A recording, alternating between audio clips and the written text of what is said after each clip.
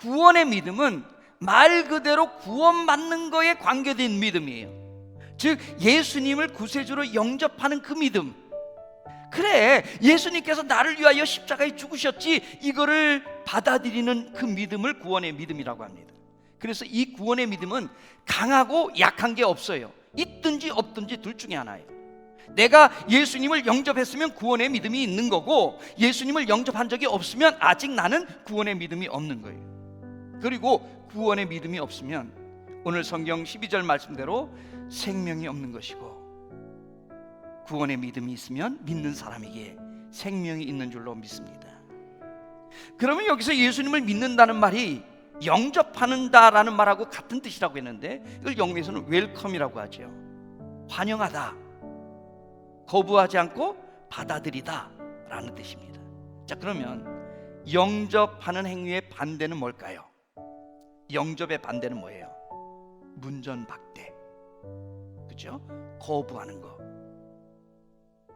내 것으로 받아들이지 않고 거절하는 거. 그러니까 예수님을 인정해서 받아들이면요, 그거는 영접한 겁니다. 그런데 예수님이 나를 위하여 십자가에 죽은 거, 나는 그걸 받아들일 수 없어. 난 그거 이해가 안 돼. 나는 인정 못해. 그러면 영접하지 않은 거지요. 거절한 거지요. 구원의 믿음이 없는 것입니다. 문전박대하고 아이 무슨 예수, 아유 거부해버리면 그건 예수님을 영접하지 않은 겁니다. 구원의 믿음이 아직 없는 분이지. 반면에 생활의 믿음이 뭐냐? 그렇게 예수님을 영접한 사람들이 살아가면서 하나님을 신뢰하는 그 믿음을 말하는 겁니다. 그래서 생활의 믿음은 강한 믿음도 있고 약한 믿음도 있는 거예요. 어떤 분이 살면서 하나님을 전적으로 신뢰해요. 하나님의 말씀대로 하나님께서 나와 함께 하시고, 하나님께서 나를 도와주시고, 하나님이 나를 인도해 주실 거야를 전적으로 믿어요. 이 사람은 생활의 믿음이 큰 분이죠. 근데 반대로 어떤 분은 그래요. 하나님을 믿기는 믿어요. 하나님을 구세주로 영접은 했어요. 구원은 받았어요. 그런데 신앙생활하면서 살아가면서 늘 하나님을 신뢰하지 못해요. 자기 힘으로만 살려고 그래요. 하나님 말씀대로 살질 못해요. 그럼 어떻게 돼요? 불안하고 지치고 힘들 수밖에 없죠. 근심할 수밖에 없죠. 하나님이 함께 해주신다 그랬는데 현실을 보니까 너무 불안한 거예요. 미래가 불안하고 답답하고, 생활의 믿음이 아주 약한 거죠. 자, 그러니까 생활의 믿음은 구원의 믿음과는 달리 강한 믿음도 있고 약한 믿음도 있습니다. 그래서 우리 모두는 이 생활의 믿음이 점점 강해져야 됩니다. 처음에 우리가 예수님을 영접하면 신앙적으로 갓 태어난 갓난아이입니다. 예수님은 영접했으니까 구원은 받았어요. 구원의 믿음은 있는 거예요. 그런데 그때는 생활의 믿음은 아직 약합니다. 그래서 우리가 신앙훈련을 통해서 이 생활의 믿음을 키워나가야 됩니다.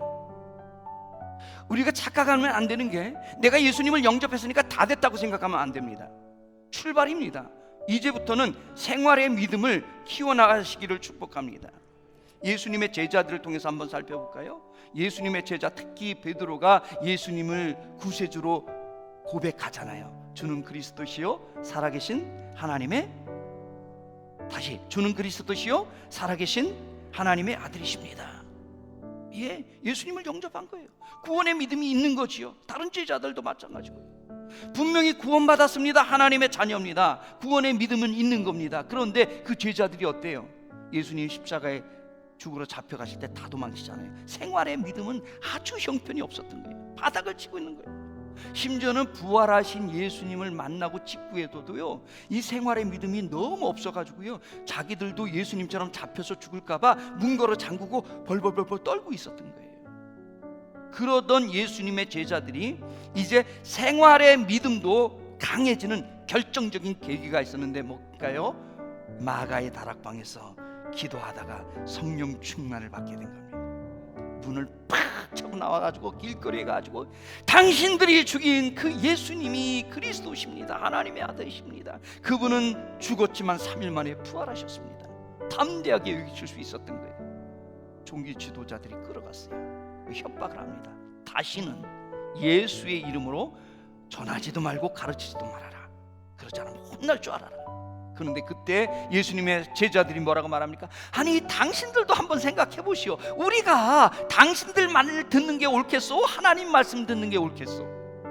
생활에 믿음이 없을 때는 당연히 종교 지도자들의 말을 듣지요. 그런데 생활의 믿음이 성령 충만해지면서 뜨거워지고 강해지니까 이제는요 그 협박이 무섭지가 않은 거예요. 죽이면 죽이라는 거예요. 감옥에 가두려면 가두라는 거예요. 생활의 믿음이 강해졌기 때문인 줄로 믿습니다.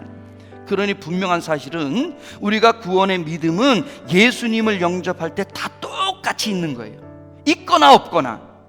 구원의 믿음은 큰 믿음, 작은 믿음이 없어요. 구원의 믿음은 예수님을 영접했으면 있는 것이고 예수님을 영접하지 않을 경우에는 없는 것이에요. 그런데 생활의 믿음은 내가 신앙의 훈련을 통해서 이 생활의 믿음은 키워가야 될 줄로 믿습니다.